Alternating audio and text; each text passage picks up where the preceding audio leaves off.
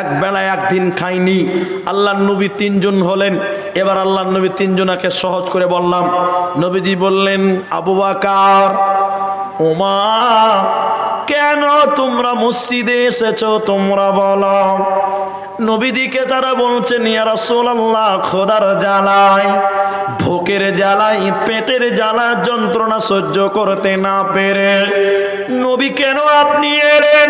তোমরা যে কারণে এসেছো আমিও একই কারণে এসেছি। ডক্টর হাদিউজ্জামান আর একটা কারণ বলেছে। নবীজি পেটের কাপড় তুলে বলেছিলেন, আবু বকর, ওমর, খিদার জ্বালায় পেটে পাথর বেঁধেছে। এরা এত অভাবে ছিল, অনটনে ছিল। আল্লাহর নবী তখন বললেন, চলো চলো চলো, আজকে আমরা যাব বড়লোক সাহাবী আবু আইয়ুব আনসারী রাদিয়াল্লাহু আনহুর বাড়িতে। নবী গেলেন, আবু বকর, উমর গেলেন, পৃথিবীর শ্রেষ্ঠ তিনজন দামি মেহমান। এরা তিনজন যখন আবু আইয়ুব আনসারীর বাড়ি গেলেন, তিনি পানি আনার জন্য গেছিলেন। আবু আইয়ুব আনসারী দেখে তো এত খুশি হয়ে গেছে, পৃথিবীর শ্রেষ্ঠ তিনজন লোক আবু আইয়ুব আনসারীর বাড়ির মেহমান হয়ে গেছে। নবী বললেন, আবু আইয়ুব রে, খিদার জ্বালা, ভোকের জ্বালা তোমার বাড়িতে মেহমান হয়ে গেল, তুমি মেহমান নওয়াজি করো। হাতে রাতে আবু আইয়ুব আনসারী এটা চাকু নিয়ে, তলোয়ার নিয়ে বাগানে চলে গেলেন। বাগান থেকে 3 রকম খেজুর, পাকা, কাঁচা, দাছা, 3 রকম খেজুর নবীজির সামনে দিলেন। আমি লম্বা ঘটনা করতে চাইছি না, আমি বলতে চাইছি এরা 3 দিন 2 দিন 1 দিন খেতে পায় না। উমর এত অভাব অনটনে জীবন শুরু করেছিলেন, কিন্তু ইতিহাস প্রমাণ করেছে যেদিন উমর পৃথিবী ছেড়ে বিদায় হয়ে যায়, যেদিন উমর পৃথিবীর জমিন থেকে বিদায় হয়ে যায়, উমর কত বড় লোক হয়েছিলেন, 18 লক্ষ বর্গ মাইলের বাদশা হয়েছিলেন। অর্ধেক পৃথিবীর আমির হয়ে উমর মারা গেছিলেন, উমর শহীদ হয়েছিলেন। তাহলে বলুন মুসলমান, যে উমর 1 দিন 2 দিন 3 দিন খেতে পেল না, ওই উমর দিনে দিনে এত উন্নতি হলো কেন? মুফাসসিরিনগণ 3খানা কারণ বলেছেন ভাই আমার। 1 হলো ধৈর্য, 2 হলো এ সাহাবীদের জীবনে অহংকার ছিল না। তুমি মুসলমান হয়েছ, অল্প কিছু বেতনে চাকরি হয়ে গেছে, পাড়ার লোকদের সঙ্গে চলাচল কমে গেছে, অথচ আল্লাহর নবী বলছে তোমার মাল হয়েছে, টাকা হয়েছে, অহংকার করিও না, প্রতিবেশীর খবর নাও। শুধু তাই নয়, আল্লাহর নবীর বাড়িতে তরকারিতে বেশি বেশি ঝোল বানানো হতো কেন? প্রতিবেশীকে দেওয়ার জন্য বানানো হতো ভাইয়েরা আমার। আর আমাদের ভিতরে কোনো মুসলমান যদি বড় লোক হয়ে যায়, চাকরিজীবী হয়ে যায়, দেখবেন ওই বাড়ির লোকের সঙ্গে পাড়ার লোকের চলাচল হয় না, বন্ধ হয়ে যায়। তার অহংকার, তার উন্নতি হয়েছে, তার কারণে লোকদের সম্পর্ক ছুটে গেছে, অহংকারের জীবন গড়েছে ভাই আমার। আমরা যদি উমরের মতো অহংকার মুক্ত জীবন গড়ি আর সবর করতে পারি, ধৈর্য ধরতে পারে, আমরাও জীবনে কামিয়াব হব, মরার পর জান্নাতি বেনে যাব। তাই মুফাসসিরিনগণ উমর 0 থেকে হিরো হওয়ার 3 কারণ বলেছে। 1 হলো ধৈর্য ধরেছিল, 2 হলো অহংকার মুক্ত জীবন গড়েছিল, 3 নম্বর আল্লাহর কালামকে জীবন সঙ্গী করেছিল, কোরআনকে জীবন সঙ্গী করেছিল। এজন্য তিনার জীবনে সাকসেস এসেছে। এরা মরার পর হাসতে হাসতে জান্নাতে যাবে। ও মুমিন রে, ও লোহাপুরের মুসলমান শুনে নাও, যদি দুনিয়া এবং আখিরাতে কামিয়াব হতে চাও, সাদা মাটা জীবন গড়ো, হাসতে হাসতে জান্নাতে হয়ে যাবে, কোনো চিন্তা রবে না, রবে না, রবে না। প্রশ্ন করছি, পৃথিবীতে অনেক পাপ আছে, তা আল্লাহ অহংকার বরদাস্ত করতে পারে না। উদাহরণ দিয়ে বুঝাই। এই আব্দুল্লাহ আমার বন্ধু, তো বারবার বলছি মাফ করবেন, সামনাসামনি বলতে নেই। তো স্টেজে যখন আমি জুব্বা পরে, টুপি পরে, রুমাল নিয়ে এলাম, আপনারা সবাই আমাকে দেখছেন, তখন ওই বন্ধু এসে আমার মাথা থেকে রুমাল টেনে খুলে দিল। ভাট, এটা কোনো কাপড়? এটা কোনো জুব্বা হলো? এটা কোনো টুপি হলো? খুলেন, খুলেন, খুলেন। সবার সামনে টেনে টেনে যদি আমার জামা কাপড় আমার বন্ধু খুলে দেয়, আচ্ছা বলুন, জনগণের সামনে খুললে এটা ইজ্জত না বেজ্জত? বেজ্জত। আমি কিন্তু মেনে নিতে পারবো না। জনগণের সামনে যদি আমার জামা কাপড় খুলে দেওয়া হয় তাহলে আমি এটা মেনে নিতে পারবো না, বরদাস্ত করতে পারবো না, এটা কখনো মানবো না, মেনে নিতে পারবো না। তো আল্লাহ তাবারাক ওয়া তাআলা অহংকার বরদাস্ত করতে পারেন না কেন? অহংকারকে মেনে নিতে পারেন না কেন? ভালো করে শোনো মুসলমান, নবীজি বলেছেন নিশ্চয়ই অহংকার আল্লাহর চাদর, নিশ্চয় অহংকার আল্লাহর চাদর, শ্রেষ্ঠত্ব হচ্ছে আল্লাহর লুঙ্গির মতন, লুঙ্গির মতন শ্রেষ্ঠ, আর অহংকারের মতো অহংকার আল্লাহর চাদর। এবার বলেন অহংকার আল্লাহর চাদর, আপনি যদি আল্লাহর চাদর ধরে টানেন আল্লাহ মেনে নিতে পারবে কি? জোরে বলেন। আমি যদি মানতে না পারি আমার আল্লাহ কেমন করে মেনে নিবে বলেন মুসলমান? অতএব অহংকার যদি করো আল্লাহ কোনদিন মেনে নিতে পারে না, যেহেতু অহংকার আল্লাহর চাদর, শ্রেষ্ঠত্ব হচ্ছে আল্লাহর লুঙ্গি, এ দুটো আল্লাহর কাছে থাকবে। মানুষ কোনদিন অহংকার করবে না, নচেত টেনে হিচড়ে আল্লাহ জাহান্নাম দেবে, কোনো উপায় রবে না। এবার বিশ্ব নবীর চরিত্রটা দেখেন কেমন ছিলেন। তিনি ছিলেন প্রধানমন্ত্রী, তিনি মক্কা মদিনাকে কন্ট্রোল করেছেন, তিনি জীবদ্দশায় অনেক কষ্ট করেছিলেন, কিন্তু শেষের দিকে তিনি কামিয়াব হলেন, ইসলাম বিজয় হলো, মক্কা মদিনার দেখাশোনার ভার নবীজি নিলেন, নবীজির হাতে ক্ষমতা চলে এলো। তো ইনি এত দামি লোক, এত উন্নতি সাকসেসফুল মানুষ, তো তিনার জীবনটা কেমন ছিলেন ভাইয়েরা? হযরতে আনাস বিশ্ব নবীর অধীনে ছিল, বিশ্ব নবীর গোলাম হয়েছিলেন ছোট আনাসটা নবীজির খিদমতে ছিল, একদিন দুদিন নয় 10 বছর নবীজির কাছে ছিলেন। ভাইয়েরা আমার, মায়েরা আমার, হযরতে আনাস বলছেন শুনে নাও, হযরতে আনাস বলছে শুনে নাও বিশ্ব নবীর কেমন অহংকার মুক্ত জীবন শুনে নাও। আনাস বলছেন আমাকে কোনোদিন নবীজি ধমক দিয়ে কথা বলে নাই, নবীজি যখন রাস্তা দিয়ে হাঁটতো বাচ্চা বাচ্চা ছেলেরা নবীজিকে জড়িয়ে ধরতো। বলে কেন? নবীজিকে দেখে তারা ভয় পেত না, নবীজিকে এত ভালোবাসতো, নবীজি বাচ্চাদেরকে ভালোবাসতো, গরিবকে ভালোবাসতো। আল্লাহর নবী শুধু তাই নয়, তিনার কাছে আমি ছিলাম, জায়েদ গোলাম ছিল, এই জায়েদ এবং আমি, আমাদেরকে কোনোদিন নবীজি কষ্ট দেয়নি, ধমক দেয় না। চলুন আপনাকে ঘটনা পরিষ্কার করে বলে, হযরতে জায়েদ তিনি যখন নবীজির অধীনে ছিলেন, শুধু তাই নয়, জায়েদ নবীজির কাছে এসেছিল কখন? যখন জায়েদ ছিল নাবালক। জায়েদ নবীজির কাছে যখন এসেছিলেন, জায়েদের তখন 8 বছর বয়স ছিল। ছোট্ট করে ঘটনাটা না বললে বুঝতে পারবেন না।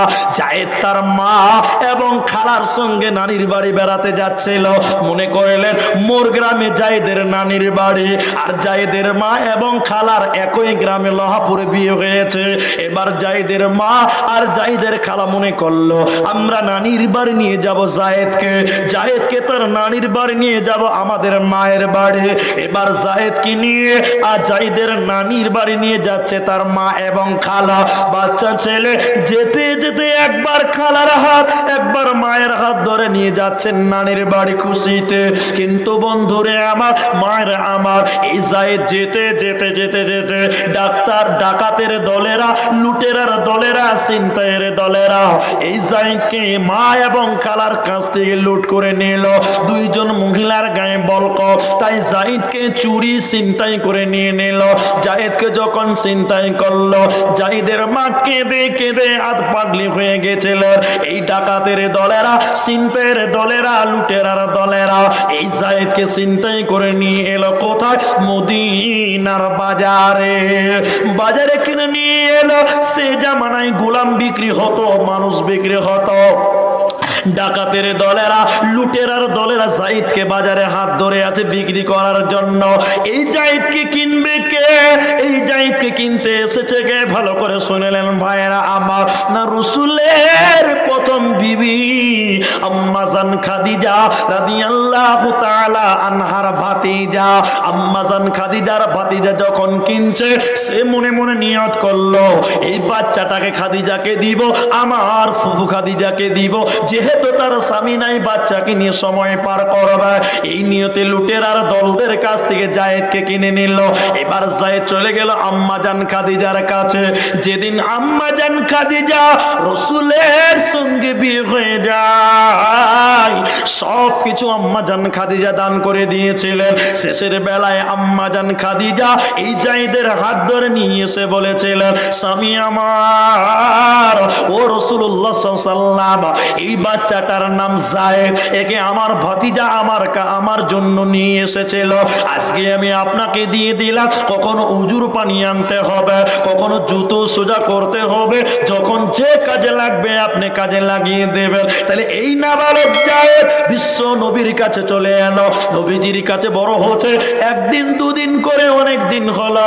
ওই জায়েদের গ্রামের দুটি লোক যখন হজ করতে এসেছিল, জায়েদকে দেখেই চিনে নিয়েছিল, অমুকের ছেলের মতন মনে হচ্ছে, যে বাচ্চাটা, যে ছেলেটা হারিয়ে গেছিল। এরা দুটি লোক গ্রামে ফিরে যেয়ে বলছে, ও জায়েদের আব্বা, আর তোমাকে কাঁদতে হবে না, তোমার জায়েদ নবী মুহাম্মাদের কাছে আছে, তুমি খবর নাও। জায়েদের বাপ্পা বড় লোক ছিল, বাদশা ছিল। জায়েদের বাপ কেঁদে কেঁদে এক পাগলার মতন হয়েছিলেন। হাদিসের পাতাতে লেখা আছে, জায়েদের বাপ কেঁদে কেঁদে বলেছিলেন, ও হাওয়া, তুমি কি বলতে পারো আমার জায়েদ বেঁচে আছে না মারা গেছে? খবর দাও, আমি পাগলা উটের উপরে উঠে তাকে খুঁজে বেড়াবো। এই জায়েদের আব্বার কাছে যেয়ে বলছে, ও জায়েদের বাবা, আর তোমাকে জায়েদ খুঁজতে হবে না, তোমার জায়েদ নবী মুহাম্মাদের কাছে আছে, খবর নাও। জায়েদের বাপ খুশিতে আত্মহারা, ভাইরা মায়েরা আমার, জায়েদের চাচাকে সঙ্গে নিল, জায়েদের আব্বা তার ভাইকে সঙ্গে নিল। বড় লোক ছিল, কিছু মাল নিয়ে নবীজির দরবারে এলো। নবীজির কাছে এসে বলছে, ইয়া রাসূলুল্লাহ, আপনার মতন ভালো মানুষ পৃথিবীতে কেউ নাই। এতিমের কষ্ট, গরিবের কষ্ট, বিধবার কষ্ট আপনি বুঝেন। আল্লাহ নবী সামনাসামনি প্রশংসা পছন্দ করতেন না। নবীজি বলছে, কি বলতে চাইছো সুজা সুজা করে বলো, এটা বেড়া দিয়ে বলতে হবে না। জায়েদের বাপ দাঁড়িয়ে থাকতে না পেরে কাঁদতে কাঁদতে বলেছিলেন, ইয়া রাসূলুল্লাহ, আপনার কাছে যে বাচ্চাটা মানুষ হচ্ছে, নবী গো, যে ছেলেটা আপনার বাড়িতে আপনার কাছে মানুষ হচ্ছে, নবী আমার, ওই ছেলেটা আমার, আমি তার হতভাগা বাবা। ওই ছেলেটার নাম জায়েদ, আমি তার বাবা। নবী কতদিন ছেলেকে দেখিনি, নবী আমার কিছু মাল এনেছি, নিয়ে নেন, আর আমার বাচ্চাকে আমার কুলে ফিরিয়ে দেন। কতদিন ছেলের মুখ দেখিনি, নবী গো, মালগুলো নিয়ে ছেলেটাকে দিয়ে দেন। নবীজি বলেছিলেন, না না না না, এইভাবে আমি দিতে পারি না, এইভাবে দিব না। বিশ্ব নবী বলছেন, এইভাবে আমি দিতে পারি না, আমি দিব না।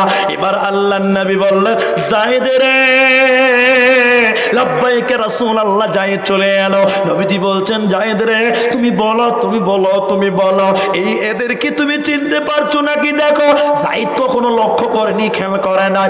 জায়েদ না বাচ্চা ছেলে। জায়েদ যখন তার বাবার বুকে তাকিয়েছে, মায়েরা বোনেরা আমার, জায়েদের অন্তর কেঁপে উঠেছে। কতদিন বাবা দেখে নাই, কতদিন আব্বাকে দেখে নাই, জায়েদের অন্তর কেঁপে উঠেছে। জায়েদ কাঁদতে কাঁদতে পা দুটি জড়িয়ে ধরেছে, বাবাকে জড়িয়ে ধরেছে, জড়িয়ে ধরে বলছেন, ইয়া রাসূলুল্লাহ, এইটাই আমার বাবা, সঙ্গে যিনি এসেছেন এইটাই হলো আমার চাচা। নবী, এইটাই আমার চাচা, নবী, এইটাই আমার বাবা। নবীজি বললেন, জায়েদ রে, তোমার কোথাও ভুল হচ্ছে না তো জায়েদ, তুমি দেখো, তার কারণ তুমি তো একবার ধোঁকায় পড়ে বিক্রি হয়েছে, এরা ধোঁকাবাজ নয় তো, তুমি দেখো। জায়েদ এবার কাঁদতে কাঁদতে বলছেন, ইয়া রাসূলুল্লাহ, এইটাই আমার বাবা, কতদিন বাবা দেখি নাই, এইটাই আমার চাচা, নবী আমার, কতদিন বাবা দেখি নাই, নবী গো, আমার চিনতে কোনো ভুল হয়নি, আমাকে ধোঁকা দেয় নাই। নবীজি বললেন, জায়েদ রে, বাপ চাচার সঙ্গে চলে যেতে চাইলে তুমি চলে যেতে পারো, তুমি থাকতে চাইলে থেকে যেতে পারো, আমি তোমাকে বাধাও দিব না, নিষেধও করব না, যেতেও বলবো না। জায়েদ এবার পড়লো ফেরে, জায়েদকে নিজের ব্যক্তি স্বাধীনতা দিল কেন? নবীজি বলছেন, জায়েদ রে, যদি আমি বলি তুমি চলে যাও আর তুমি যদি আমার প্রেমে থেকে যাও, নবীর আদেশ অমান্য হলে ঈমান থাকবে না। আমি যদি বলি থেকে যাও, বাপ চাচার প্রেমে যদি তুমি চলে যাও, নবীর আদেশ অমান্য হবে, তো ঈমান থাকবে না। অতএব জায়েদ তুমি চলে যেতে চাইলে চলে যাও, থাকতে চাইলে তুমি থেকে যাও। জায়েদ এবার বাবার দিকে বছর নয়নে কাঁদছেন আর দেখছেন আর বাবার দিকে তাকাচ্ছেন, একবার বাবাকে একবার চাচাকে নয়ন জড়িয়ে দেখছে। এই দেখতে দেখতে যখন বাচ্চা যায়, নবীজির দিকে যখন তাকালেন, বাচ্চা যায় থাকতে না পেরে নবীজির গলা জড়িয়ে হুড়মুড়িয়ে কাঁদতে লাগলেন।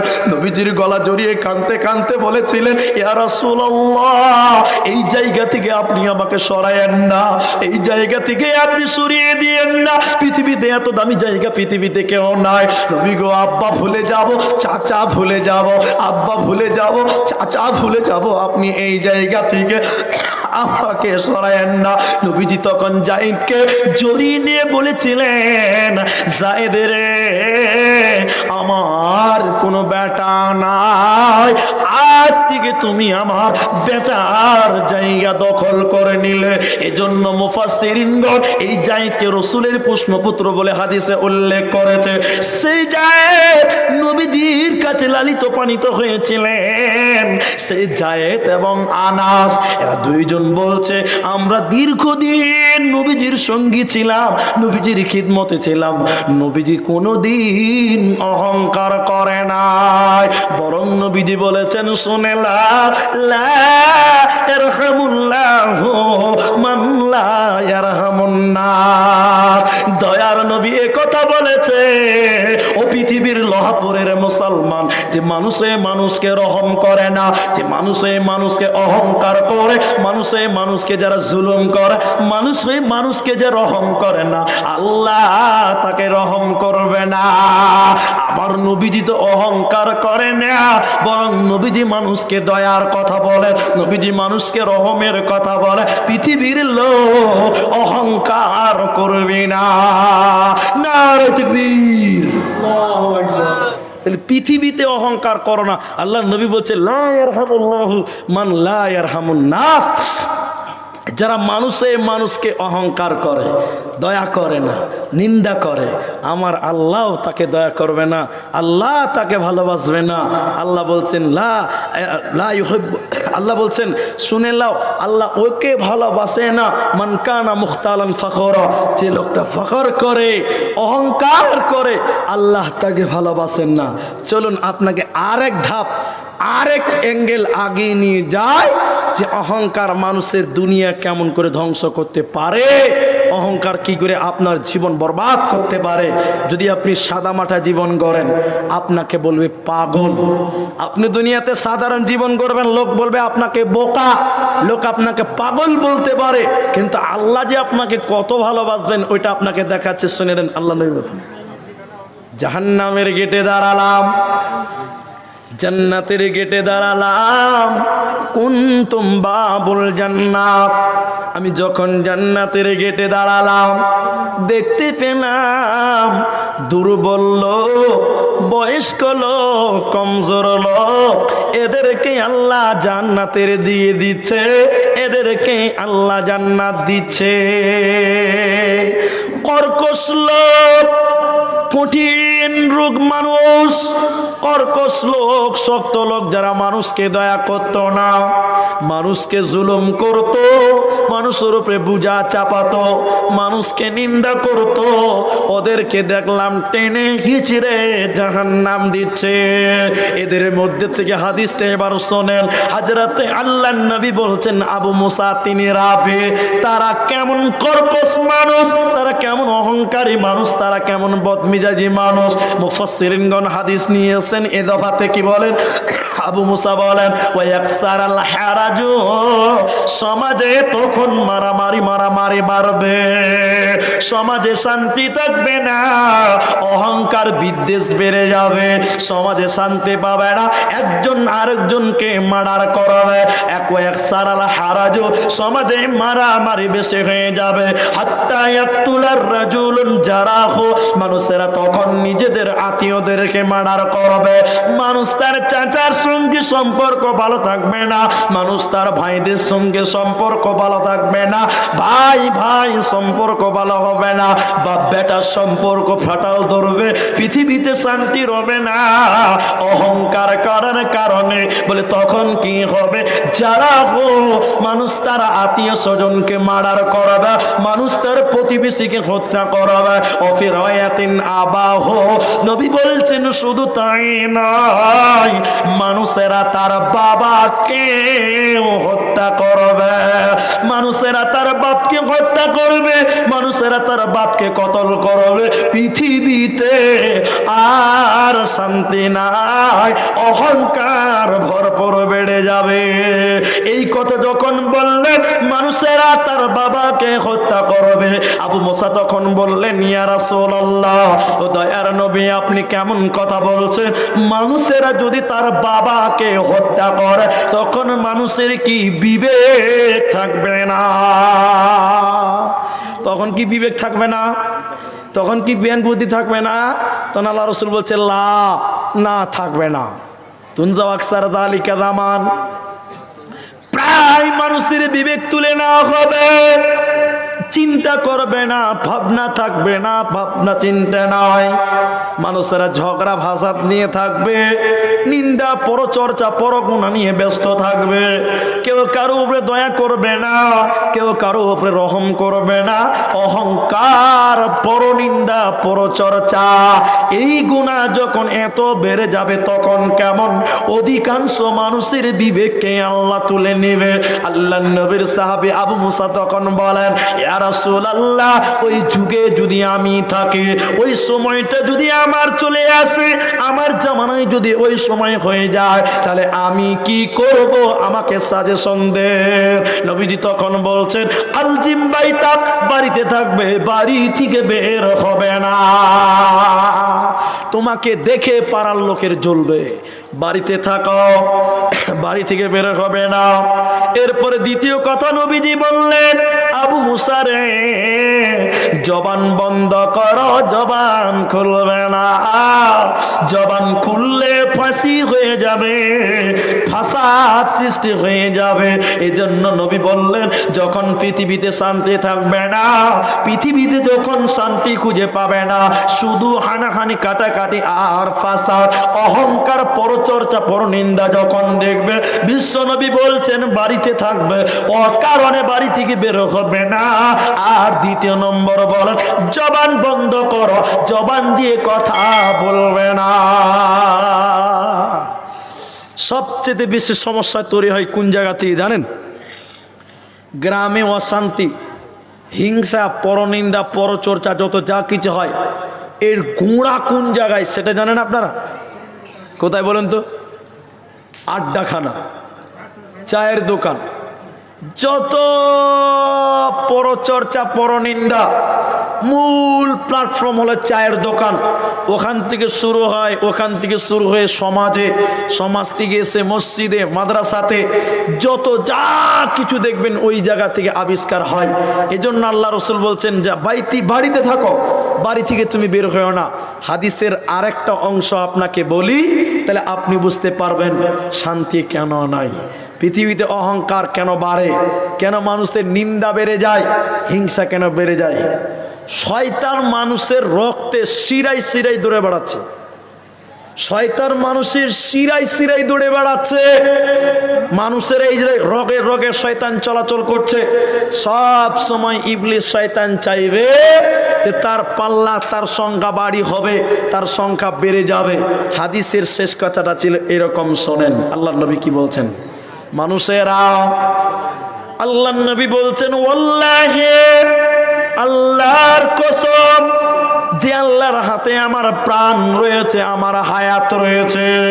বিশ্বনবী বলছেন ওয়াল্লাহি, আল্লাহর কসম যার হাতে আমার প্রাণ রয়েছে, আমি সেই আল্লাহর কসম করে বলছে শান্তি নিবে তো শুনে নাও। মানুষদের সঙ্গে মিলেমিশে চলো বলে কেমন করে? যতদিন দুইটা কাজ তোমরা পৃথিবীতে করবে অবশ্যই করবে, না করলে অচিরেই আল্লাহ তোমাদের উপরে গজব নাজিল করবে।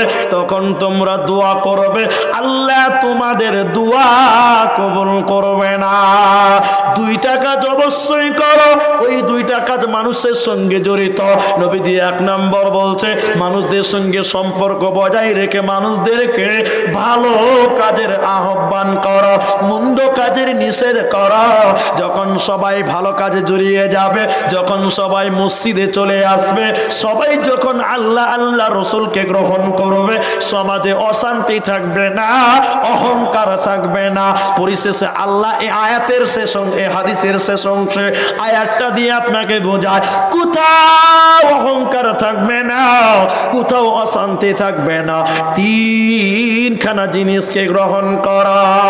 আল্লাহ তাবারাক ওয়া তাআলা সূরা তওবার ভিতরে বলছেন আহাব্বা ইলাইকুম মিনাল্লাহ। এই আয়াতটা শেষ করছি আপনাকে, আয়াতটার দিকে লক্ষ্য করেন। পৃথিবীতে অহংকার থাকবে না, মারামারি থাকবে না, হানাহানি থাকবে না, হিংসা বিদ্বেষ থাকবে না, হেউ তুচ্ছ তাচ্ছিল্য থাকবে না। যখন মানুষেরা তিনটা জিনিসকে গ্রহণ করবে, 1 নম্বর আল্লাহ বলেন আহাব্বা ইলাইকুম মিনাল্লাহ। যখন মানুষেরা আল্লাহকে বন্ধু হিসেবে নেবে, আল্লাহর সঙ্গে প্রেম করবে, তখন শুনে নাও আল্লাহর বন্ধু ওলি সে কোনোদিন অহংকার করতে পারবে না, সে কোনোদিন মানুষকে নিন্দা করতে পারবে না, পারে না, পারে না। আয়াতটা শুনেন, আয়াতটা শুনেন, আপনাকে আমি আয়াতটা বুঝাচ্ছি। যখন আল্লাহর সঙ্গে প্রেম করবেন, মানুষকে কেউ হিংসা করবে না। কোনো মেয়ের ভিতরে যদি আল্লাহর প্রেম থাকে, কোনো মেয়ের সম্পর্কে বলছি, তাহলে ওই মেয়েটা কোনোদিন কোনো কালো মেয়েকে দেখে বলবে না আরে তুই তো কালো মেয়ে, তোর আবার বিয়ে কোথা হবে।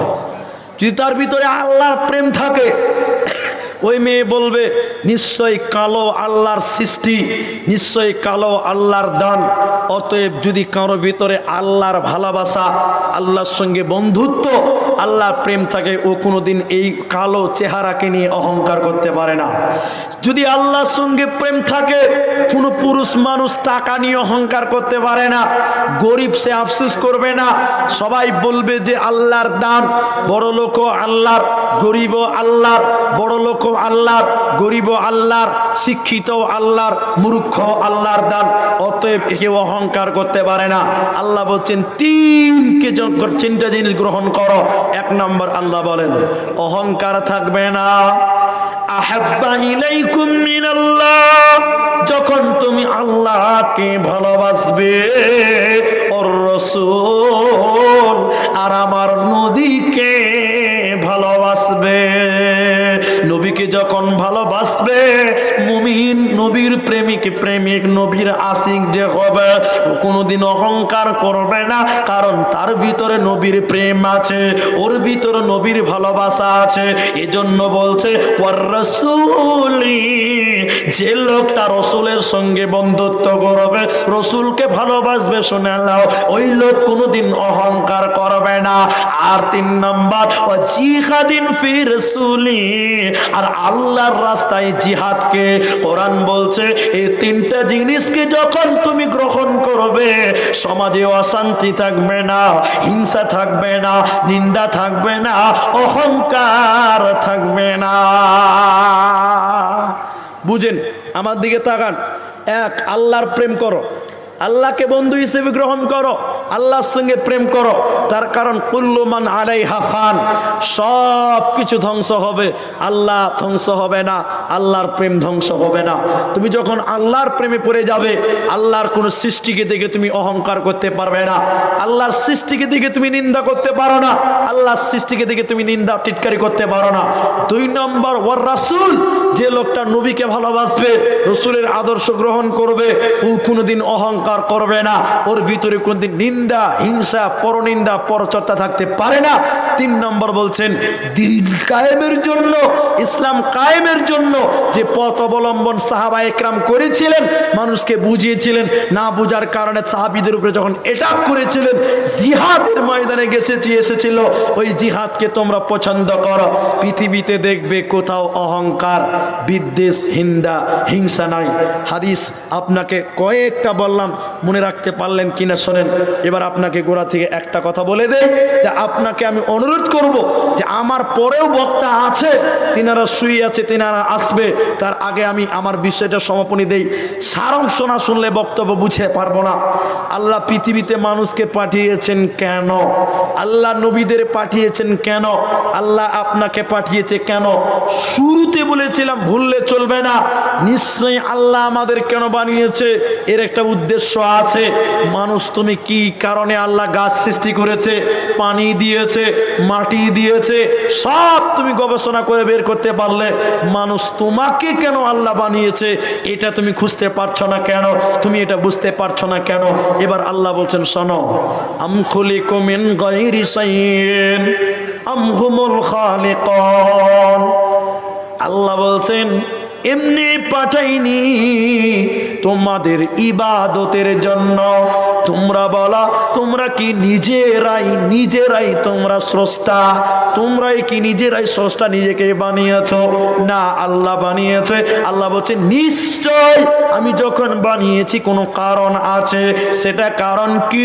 ইল্লা লিয়াবুদুন বামানা ইল্লা লিয়ারিফুন। তাফসিরে মাআরিফুল কোরআনে দেখছেন, ইল্লা লিয়াবুদুন বামানা ইল্লা লিয়ারিফুন।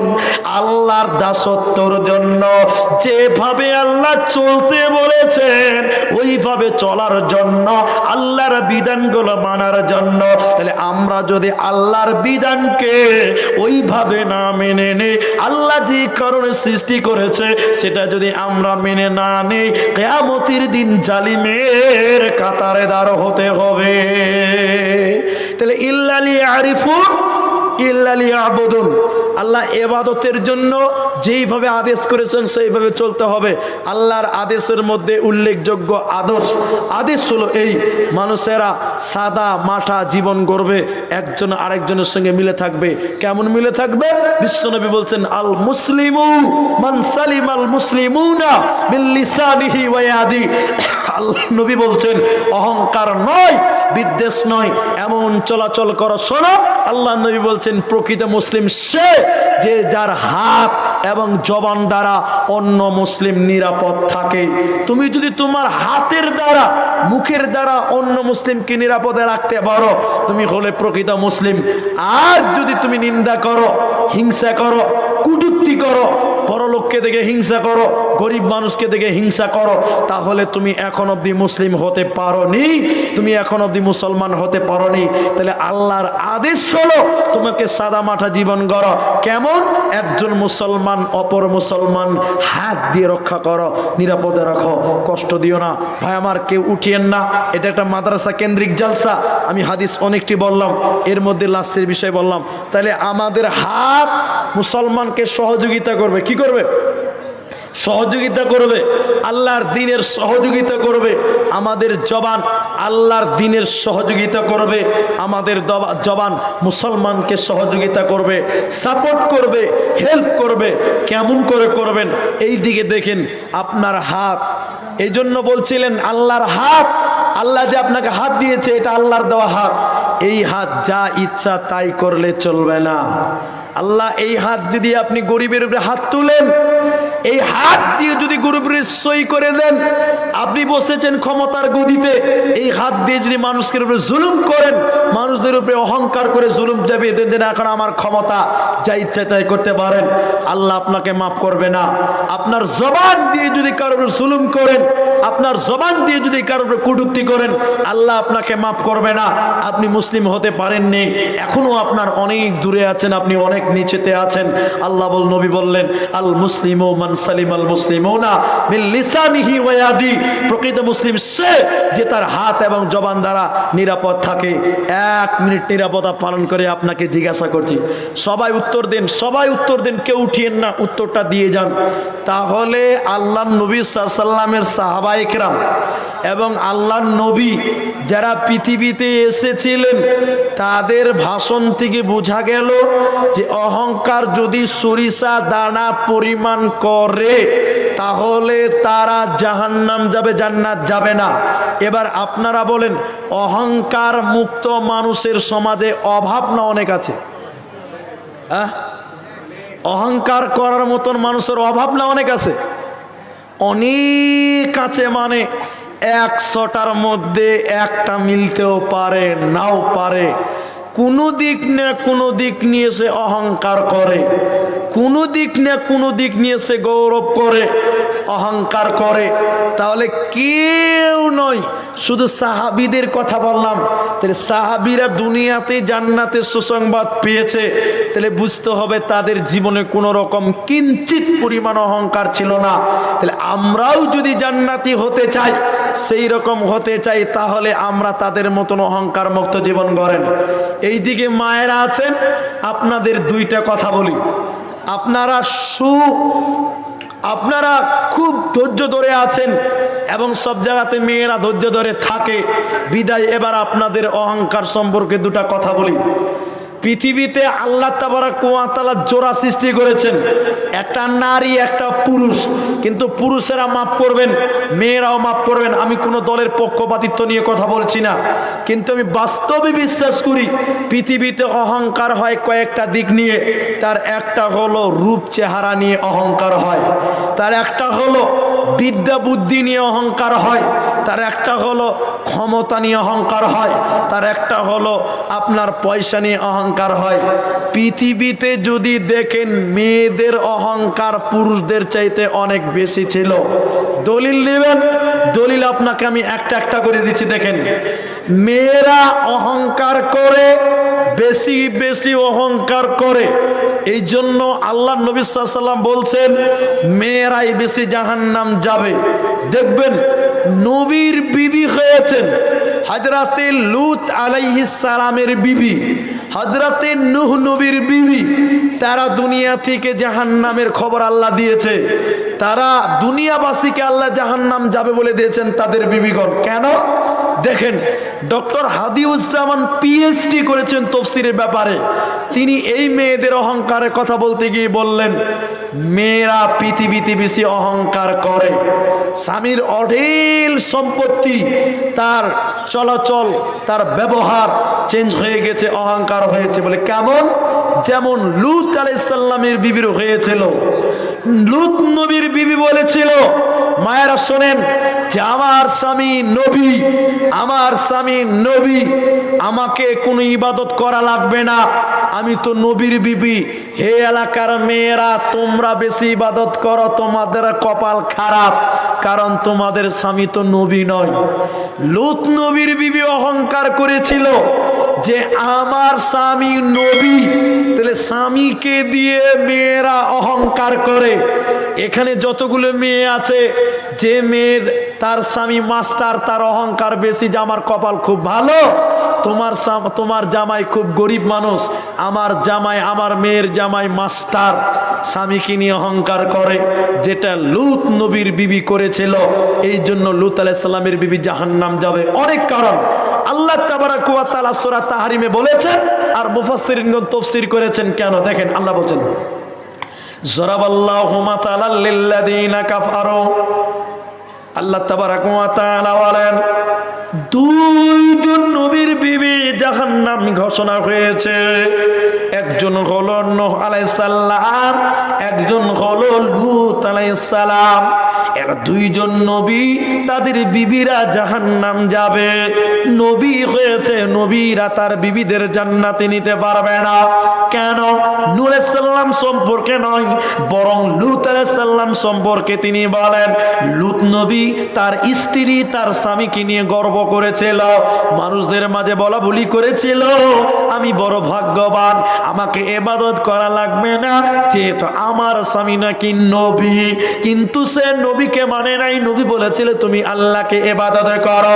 অতএব মেয়েরা শুনেলেন, অতএব মায়েরা শুনেলেন, যদি কোনো মেয়ে এরকম স্বামীর পয়সা, স্বামীর সৌন্দর্য, স্বামীর ক্ষমতা দিয়ে অহংকার করে, তুমি মাথা টুকে মরে গেলে আল্লাহ জান্নাত দিবে না, দিবে না। এবার কোন আলেম, সে বড় আলেম হয়েছে, যদি সে তার বিদ্যা কিনে অহংকার করে যে আমার মতন আলেম পৃথিবী থেকে আছে, আমার মতন বক্তা পৃথিবী থেকে আছে, তুমি হতভাগা, তোমাকে জাহান্নাম যেতে হবে। তার কারণ 1 ইঞ্চি থাকলে তোমাকে জাহান্নাম যেতে হবে। এবার গ্রামের যে কর্ণধার, গ্রামের যে কমিটির প্রধান, ও যদি মনে করে এলাকা আমার দখলে আছে, যা মন চাইবে তাই আমি করব, আমার উপরে বলার মতন কিছু নাই, ক্ষমতার অপব্যবহার করে, অহংকার করে, নবীজি বলছেন হতভাগা রে, কোনো উপায় রবে না, রবে না, রবে না, টেনে হিচড়ে জাহান্নাম দিবা। 3টি কারণে জাহান্নামে বলেছি 3বার, 2বার। এবার কোরআন থেকে বলছি, সূরা মুদাসসিরে সারাংশটা আপনাদের বলছি। 3টা কারণে 3বার বলে, 2বার বলেছি জাহান্নাম। অধেল অপচয়কারী, গরিব অহংকারকারী, মিথ্যাবাদী বাদশা, বৈধ ব্যভিচার কারণেওয়ালা, আর যারা অল্পতে ঝগড়া করে, আর যারা অহংকার করে, এই 6 জন বলেছি। এবার সূরা আল্লাহ মুদাসসিরে বলছেন 4টা কারণ, বদঅভ্যাস, ওদেরকে জাহান্নাম দেওয়া হবে। তার একটা হচ্ছে ওয়াকুন্না নাখুদু মাআল খাইদিন ওয়াকুন্না নুকাদ্দিবু বিয়াউমিদ্দিন। এই কথাটা শেষ করে দিচ্ছি আমি, আয়াতটা সারাংশ নিলাম, আর আপনাদের লম্বা করব না, এটা বুঝার চেষ্টা করেন। জান্নাতীরা জিজ্ঞাসা করছে ওদেরকে, ইয়াতাসাআলুনা আনিল মুজরিমিন, মুজরিমদের বলছেন, ও মুজরিমেরা তোমরা বলো কেন, কেন তোমরা জাহান্নামে? 4টা কারণ তারা বলছে।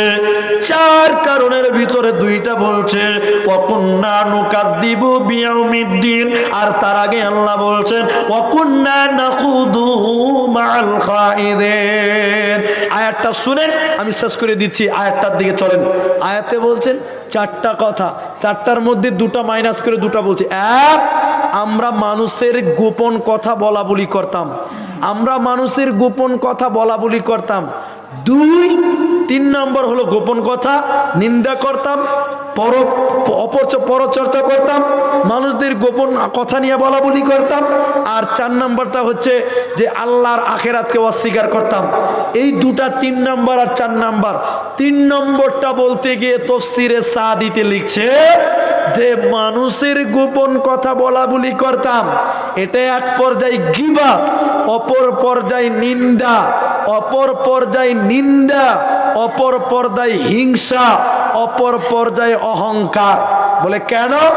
3টি লোক যদি এক জায়গায় বসে থাকে, সেখানে হয় গীবত, সেখানে হয় নিন্দা, সেখানে হয় গীবত, সেখানে হয় পরচর্চা, সেখানে হয় নিন্দা।